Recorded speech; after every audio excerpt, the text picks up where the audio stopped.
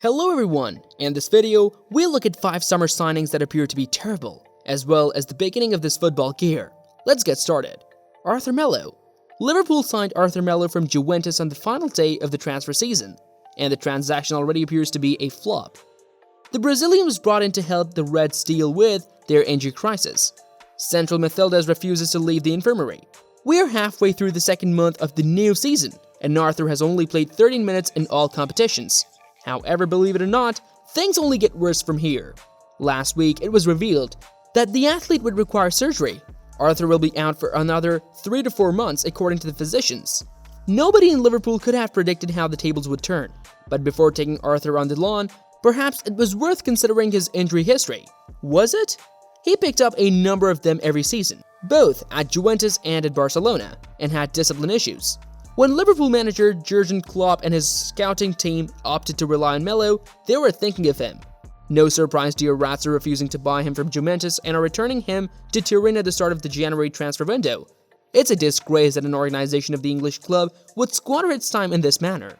Klopp is recognized for bringing in superior signings, but this is a terrible example. Denis Zakaria.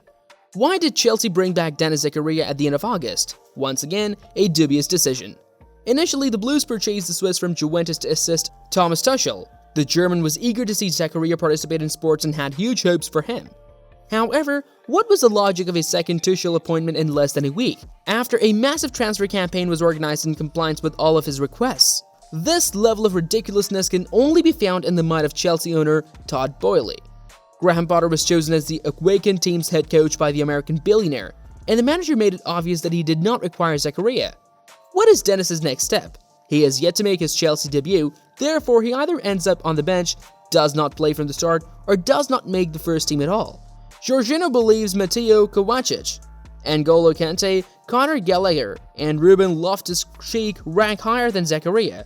Several months of Zakaria's career have been wasted away, and something must be done to rectify the situation. Chelsea's management is already considering intimidating the player's loan and returning the terrible lead to Hove. Furthermore, after joining Chelsea, Zakaria stated, "Thomas Tuchel was one of the reasons I went to Chelsea. He's a terrific coach. I believe I'll be more educated in England than in Turin." We are curious how Denis might react to his present Chelsea situation. Ryan Gravenberch. Ryan Gravenberch has emerged as one of Europe's most promising central midfielders in the last year. The Dutchman was doing well at Ajax but was given no opportunity to shine in Bayer. And at the start of the season, Julian Nagelsmann had no plan of using substitutes, always starting with Joshua Kimmich, Marcel Sabitzer, or Leon Goretzka in the middle. These are clearly experienced experts who are well known to the Munich head coach. But why do Bavarians require Gravenberch? Ryan has previously appeared in 11 games for Bayern, but the majority of them did not last 90 minutes. He was never seen in a starting lineup in the Bundesliga. Needless to say, the prospect is dissatisfied with the substitute job, and he couldn't help but show his displeasure in an interview a few weeks ago. To be honest, I'm disappointed. You want to play, but the management chooses everyone. It's something I have to accept, but it's difficult. I was hoping for more time, but I need to keep my cool. On social media sites, Bayern fans are also startled that Nagelsmann is returning the mega-gifted Raymond, and they fear that if nothing changes for the better, the starlet might file a transfer request in January. For the time being, Nagelsmann pushes back Ryan's rage and promises him that the Dutchman simply needs time and adaptation.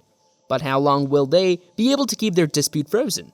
One gets the impression that the Bayern manager has no idea why Gravenberch was brought in at all. Carlos Soler. Carlos Soler's devotion to Valencia is unusual in modern football. Vineyard spent 10 years at the greatest academy and another 6 in the first team in recent years. Valencia, 16 years.